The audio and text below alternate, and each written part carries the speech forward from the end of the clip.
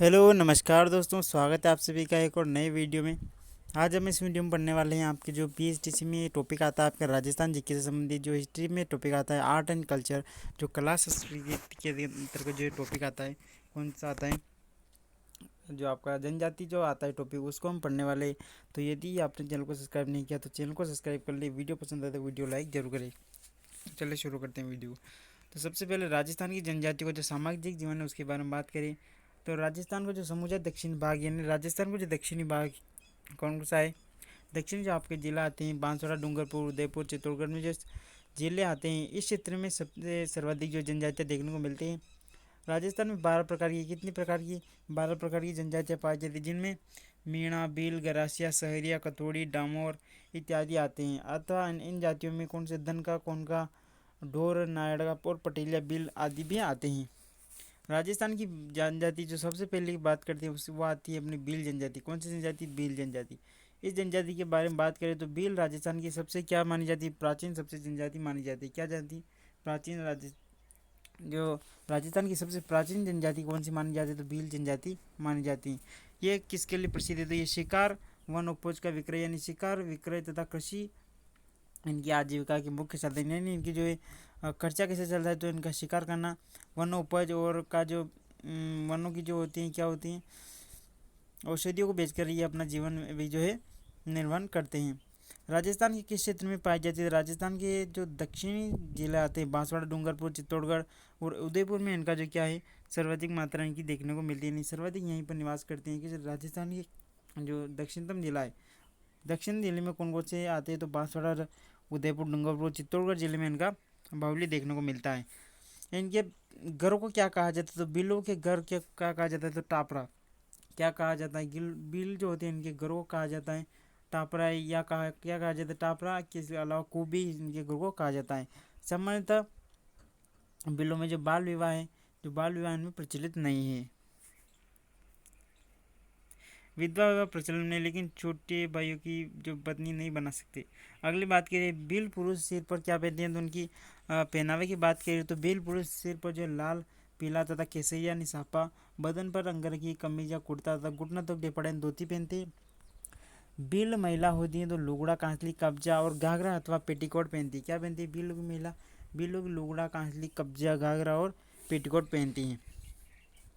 कि घर को क्या कहा जाता है? बिलो घर को कहा जाता है, या तो इनको कहा जाता है टापरा, या फिर कहा जाता है क्या कू यानी इनके घर को कू कहा जाता है। बिलो के गांव के मुखिया को क्या कहते हैं? बिलो के जो गांव का मुखिया होता है उसे क्या कहते हैं? गमेती। क्या कहते हैं? गमेती उसको कहते हैं। तो इनका जो मेला लगता है वह कहाँ लगता है? तो बेनेश्वर जो आपका डूंगरपुर में है। कौन सा बेनेश्वर जो स्थान है डूंगरपुर में? आदिवासियों क्या कहलाता है? कुंभ कहलाता है। क्या क्या कहलाता है? आदिवासियों का कुंभ कहलाता है। कौन सा मेला? बेनेश्वर धाम जो मेला पड़ता है जो राजस्थान के कौन से डूंगरपुर जिले में स्थित है, वहाँ पर जो मेला पड़ता है उस मेले को आदिवासियों क्या कहा जाता है? महाकुंभ कहा जाता है। इनके रीति रिवाजों की बात करें तो बिलों में जो रीति रिवाज है, टापरा जो है इनके घर को क्या कहा जाता है? इनके घर को टापरा कहते हैं। घर को क्या कहते हैं दोस्तों? तो इनके घर को टापरा कहते हैं।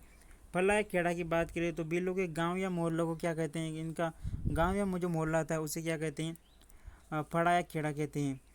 पाल की बात करें तो गाँव का जो समूह होता है, कई गाँवों को मिलकर एक समूह बनाते हैं, उसको क्या कहते हैं? पाल कहते हैं। पालवी की बात करें तो पाल का जो मुखिया होता है उसे क्या कहते हैं? पालवी कहते हैं। गमिति कहते हैं किसे? तो गांव का जो मुखिया होता है, बिलों में जो गांव का मुखिया होता है उसे क्या कहते हैं? गमिति कहते हैं। उसके बाद बात करें बिलो जो पुरुष के क्या क्या वस्त्र पहनते हैं तो पुरुष पहनते हैं बिलों में डेपाड़ा। क्या पहनते हैं? डेपाड़ा यानी धोती पहनते हैं। पोतिया सिर पर पहने जाने वाला एक पगड़ी यानी पगड़ी पहनते हैं। क्या पहनते हैं? सापा पहनते हैं। खोइतू यानी लंगोटी, इनके जो भाषा में क्या कहा जाता है? लंगोटी को खोइतू कहा जाता है। महिलाओं की बात करें तो महिलाओं के वस्त्र, भीलों की जो महिला क्या क्या पहनती हैं तो कछाऊ। भील स्त्रियाँ घुटनों तक पहने जाने वाला जो घाघरा होता है उसे क्या कहा जाता है दोस्तों? कछाऊ कहा जाता है। फड़का की बात करें तो मराठी अंदाज में साड़ी पहनने के अंदाज को क्या कहते हैं? फड़का कहते हैं। यानी मराठी में क्या है? फड़का कहते हैं साड़ी को। तीजा की बात करें तो विवाह के अवसर पर जो पीले वस्त्र को रंगे जाने वाला लहंगा होता है उसे क्या कहते हैं? तीरिया कहते हैं। परजीवी परजनी की बात करें तो पैरों में पहने जाने वाली पीतल की जो मोटी चूड़ियाँ होती है उसे क्या कहा जाता है? भील जनजाति में क्या कहा जाता है? परजनी कहा जाता है। तो ये थे आपकी जो भील जनजाति से संबंधित कुछ महत्वपूर्ण, यानी आपके बीएसटीसी में इससे बाहर जो क्वेश्चन नहीं आते हैं। यदि आपके क्वेश्चन बनते हैं तो आपको भील जनजाति से, यानी ये कौन राजस्थान के किस जिले में निवास करती हैं, इनके मुखिया को क्या कहा जाता है, गांव को क्या कहा जाता है, इस प्रकार के क्वेश्चन आपको सामान्य से क्वेश्चन देखने को मिलेंगे। उसके बाद अगली जो जनजाति आती है अपनी, वो आती है मीणा जनजाति। कौन सी अगली जनजाति आती है मीणा। मीणा की बात करें तो राजस्थान की सबसे बड़ी जनजाति कौन सी है, सबसे बड़ी जनजाति है मीणा। कौन सी राजस्थान की सबसे बड़ी जनजाति मानी जाती है। जनजाति आर्यों के आगमन से पूरी भारत में निवास करती थी। यह जनजाति सबसे प्राचीन मानी जाती है। मीणा जाति को मुनि मगन मगर सागर ने अपने ग्रंथ मीणा पुराण में भगवान मीन का वंशज माना है। यानी मीणा जाति का जो है किस ग्रंथ में उल्लेख मिलता है, तो जैन मुनि मगर सागर के ग्रंथ में जो मीणा पुराण है इनका उल्लेख मिलता है। जनजाति में यह जाति सर्वाधिक संपन्न व शिक्षित मानी जाती है। इन जनजाति में सर्वाधिक शिक्षित और संपन्न कौन मानी जाती है, तो आपकी मीणा जनजाति सर्वाधिक संपन्न और शिक्षित मानी जाती है। मीणा जनजाति के लोग क्या मुख्यतः कहाँ पर पाए जाते हैं, मुख्यतः जो है उदयपुर, जयपुर, प्रतापगढ़, सवाई माधोपुर, अलवर, सीकर, चित्तौड़गढ़ के अंतर्गत पाए जाते हैं। मीणा लोगों की आजीविका का प्रमुख साधन क्या है, तो इनका जो प्रमुख साधन है आजीविका चलाने का, एक तो एक कृषि करते हैं और साथ साथ कृषि के साथ क्या करते हैं, पशुपालन भी करते हैं। मीणा जनजाति के लोग अपना इष्ट देव को देवता यानी बूरिया बाबा की झूठी कसम नहीं खाते, यानी इनके इष्ट देव को क्या कहा जाता है, बूरिया बाबा माने जाते हैं। उसके बाद बात करें मीणा जनजाति मुख्यतः शक्ति के उपासक हैं, सीकर की बाण माता की पूजा करते हैं। यानी मीणा जनजाति किस जो है लोक देव की पूजा करती है, तो बाण माता की पूजा करते हैं। मीणा की दो उपजातियाँ भी हैं, यानी मीणा में कौन कौन सी दो उपजातियाँ पाई जाती हैं, तो मीणा में दो उपजातियाँ पाई जाती हैं, जमींदार मीणा और चौकीदार मीणा। कौन से, जमींदार मीणा और चौकीदार मीणा। जमींदार मीणा की बात करें, इनमें दो उपजातियाँ पाई जाती है, समझदार जमींदार मीणा और चौकीदार मीणा। मीणाओं में गांव की जो मुखिया है, मीणा को जो गांव के मुखिया को क्या कहा जाता है, पटेल कहते हैं। और भीलों के गांव के जो मुखिया होते हैं उसे क्या कहते हैं, गमेती कहते हैं। क्या कहते हैं, गमेती कहते हैं। और मीणा के जो गाँव का मुखिया को क्या कहा जाता है, पटेल कहते हैं। मीणाओं के घरों में मिट्टी से बनी अनाज भंडार की कोठी को क्या कहते हैं, तो कोठी को कहते हैं अपन क्या कहते हैं, ओवरी कहते हैं। इनकी भाषा में क्या कहते हैं, ओवरी। मीणों के घर को क्या कहते हैं, मेवासे कहलाते हैं। मीणों के जो घर जो क्या कहलाते हैं, मेवासे कहलाते हैं। और भीलों के जो घर क्या कहलाते हैं, टापरा। क्या कहलाते हैं, टापरा। या इनके घरों को क्या कहा जाता है, को कहा जाता है, भीलों के घरों को। मीणा के रीति रिवाज की बात करें तो नापा जो क्या होता है, अपने जीवित पति को छोड़कर किसी दूसरे पुरुष के साथ विवाह करना, इसे क्या कहा जाता है, मीणा जनजाति में नापा कहा जाता है। छेड़ा फाड़ना यानी पत्नी के द्वारा पल्लू का कुछ हिस्सा फाड़कर पति को थमा देना, यानी इसे क्या कहा जाता है, तलाक कहा जाता है। इसे कहा जाता है मीणा जनजाति में छेड़ा फाड़ना कहा जाता है।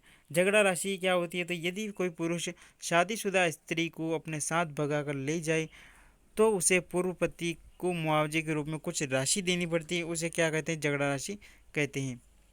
तो ये थी मीणा जनजाति की महत्वपूर्ण विशेषताएं। अगली जो जनजाति आती है अपनी, वो आती है गरासिया जनजाति। गरासिया जनजाति की बात करें तो राजस्थान की तीसरी सबसे बड़ी जनजाति मानी जाती है। राजस्थान की तीसरी सबसे बड़ी जनजाति मानी जाती है कौन सी, गरासिया। इस जनजाति का बहुल क्षेत्र सिरोही और आबू का जो पिंडवाड़ा तथा उदयपुर के गोगुंदा और कोटड़ा का जो क्षेत्र माना जाता है। यानी यह जनजाति कहाँ पर निवास करती है, तो सिरोही और आबू का जो पिंडवाड़ा तथा उदयपुर के गोगुंदा कोटड़ा में क्षेत्र में जो इसका बाहुल्य देखने को मिलता है। गरासिया मुख्यतः भगवान राम के जो पुत्र थे, कुश के वंशज माने जाते हैं। क्या, भगवान राम के जो पुत्र थे कुश, उनके जो वंशज माने जाते हैं। कर्नल जेस्टोट ने, जो कर्नल हुए, राजस्थान के इतिहास के पितामह कहा जाता है कर्नल जेस्टोट को, ने ग्रह से शब्द की उत्पत्ति गवाह से हुई, जिसका अर्थ होता है नौकर। यानी कर्नल जेम्स टोड ने क्या कहा है कि मीणा जनजाति की गरासिया जनजाति की जो उत्पत्ति मानी जाती है, किससे मानी जाती है, तो ग्रह शब्द से मानी जाती है, जिसका अर्थ क्या होता है, जिसका अर्थ होता है नौकर। क्या होता है, जिसका अर्थ क्या होता है, नौकर माना जाता है। गरासिया के घरों को क्या कहते हैं, गरासिया के घर जो होते हैं वो कहलाते हैं, क्या कहलाते हैं, घेर कहलाते हैं। क्या कहलाते हैं, घेर कहलाते हैं। सौंदर्य वृद्धि के लिए गोदना गुदवाने की प्रथा इनमें जो गरासिया जनजाति में प्रचलित हैं। आबू की नक्की झील में ये अपने पूर्वजों का अस्थि का विसर्जन करते हैं। जो अपने ये पूर्वजों की अस्थियों का जो विसर्जन कहाँ पर करते हैं, जो आबू की जो नक्की झील में करते हैं। गरासिया अनाज का भंडार कोठियों में करते हैं, जिन्हें क्या कहा जाता है, सोरी कहा जाता है। क्या कहा जाता है, सोरी कहा जाता है। क्या कहा जाता है दोस्तों? सोरी कहा जाता है। गरासिया जाति दो भागों में विभक्त है। तो एक तो होती भील गरासिया और दूसरे होते गमैती गरासिया। तो भील गरासिया किसे कहते हैं? तो गरासिया पुरुष, यानी गरासिया पुरुष जब भील महिला से विवाह कर लेता है तो उसे क्या कहते हैं? गरासिया, भील गरासिया कहते हैं। और गमैती गरासिया किसे कहते हैं? तो गरासिया महिला, यानी गरासिया जो महिला होती है जब भील पुरुष से विवाह करती है तो उसे क्या कहते हैं? गमैती गरासिया कहते हैं। बिखरी हुई ढाणियों का समूह पाल कहलाता है, यानी बिखरी हुई जो ढाणी है उससे क्या कहते हैं? पाल कहलाता है। गरासिया जनजाति मोर बांदिया विवाह, मेलबो विवाह, तांना विवाह, आटा सटा विवाह का इनों में प्रचलन, इस जनजाति में प्रचलन है। गरासिया जनजाति की विवाह की बात करें तो विवाह की इसमें रस्में कौन सी है? तो मोर बांदिया विवाह।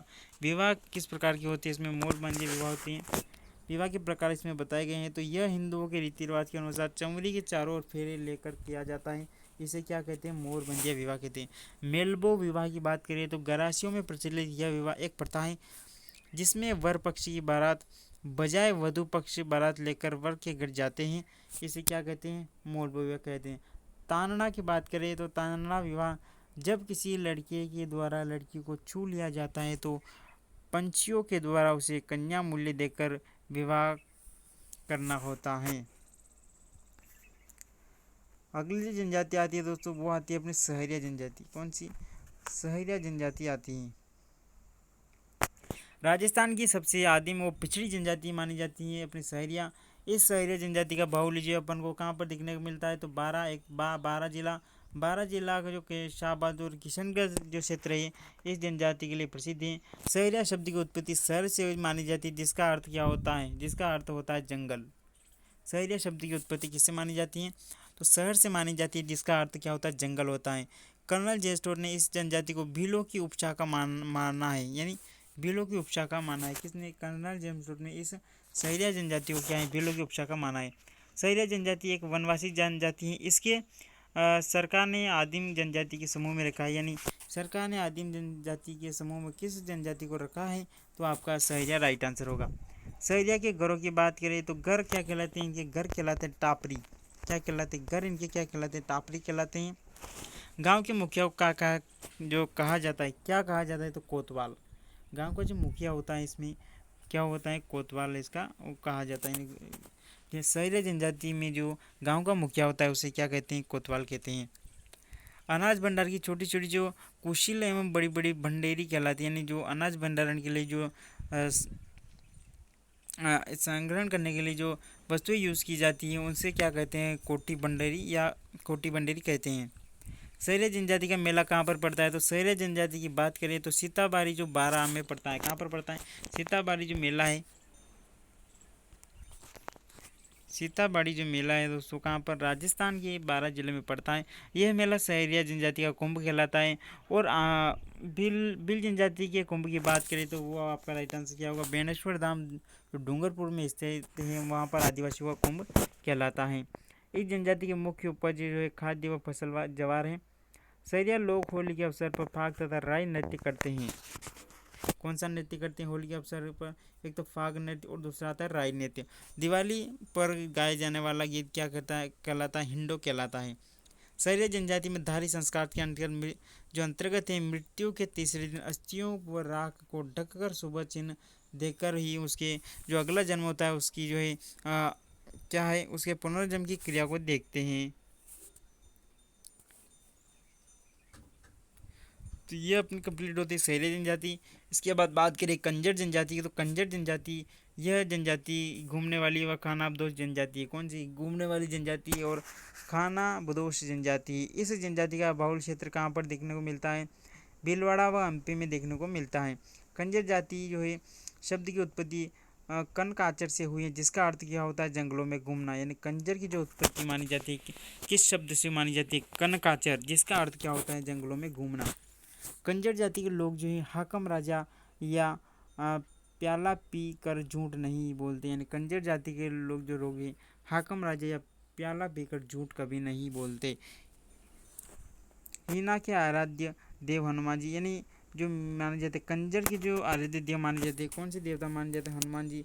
और कुल देवी इनकी बाण माता और पर्दे देवी चौथ माता इनकी मानी जाती हैं।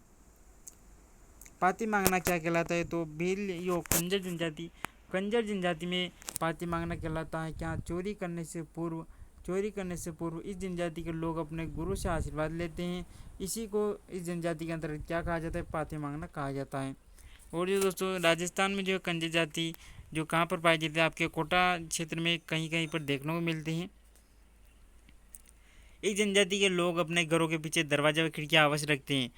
क्या दोस्तों, इस जनजाति के जो लोग होते हैं, कंजर जाति के जो लोग होते हैं, ये अपने घरों के पीछे दरवाजा व खिड़कियाँ अवश्य रखते हैं। किस कारण से रखते हैं कि यदि कोई पुलिस इनके घर पर आ जाए तो उनमें भागने के लिए आसानी होती है। इस कारण जो है इनके घरों में खिड़कियाँ रहती हैं।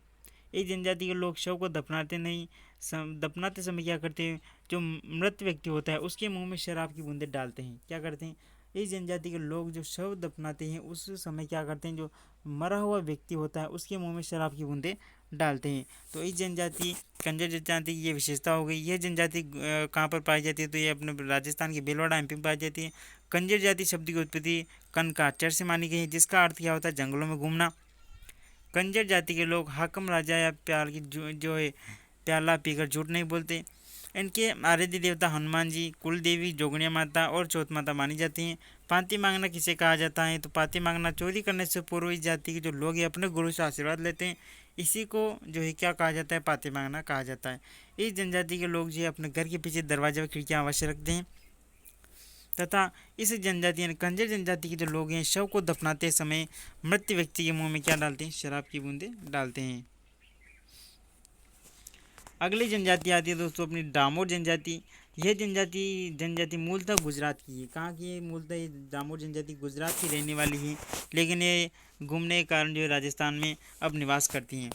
स्थानीय जनजाति पूर्व के सिमलवाड़ा पंचायत समिति के सर्वाधिक डामोर पाए जाते हैं और क्षेत्र में डामोर अधिक होने के कारण ये क्षेत्र क्या कहलाता है, डामोरिया क्षेत्र कहलाता है। इसकी विशेषता की बात करें तो डामोर जनजाति की जो प्रमुख विशेषता आती है, डामोर में एकाकी परिवार में रहने की प्रथा है। पुत्र का विवाह होने के बाद उसके लिए अलग घर की व्यवस्था कर दी जाती है। परिवार का मुखिया पिता होता है, यानी पितृसत्तात्मक समाज होता है। इनका मुख्य व्यवसाय क्या होता है, तो कृषि करना इनका मुख्य व्यवसाय होता है। यह जनजाति कभी वनों पर आश्रित नहीं रहती। कौन सी जनजाति वनों पर आश्रित नहीं रहती, तो अपनी डामोर जनजाति आती है। डामोर गुजरात राज्य के प्रवासी होने के कारण स्थानीय भाषा के साथ साथ गुजराती भाषा का भी प्रयोग करते हैं। क्यों करते हैं, क्योंकि ये जो रहने वाले कहाँ के, गुजरात राज्य के रहने वाले, इसी कारण जो है ये अपनी स्थानीय भाषा के साथ साथ या गुजराती भाषा का भी प्रयोग करते हैं। महत्वपूर्ण तथ्य की बात करें तो आदिवासी अपने धर्मगुरु को महाराज या भगत के नाम से जानते हैं। जो आदिवासी होते हैं दोस्तों, आदिवासी अपने गुरु को क्या कहते हैं, महाराज या भगत के नाम से पुकारते हैं। माणिक्य लाल वर्मा आदिम जनजाति शोध एक प्रशिक्षण संस्थान कहाँ पर स्थित है, तो ये आपके उदयपुर में स्थित हैं।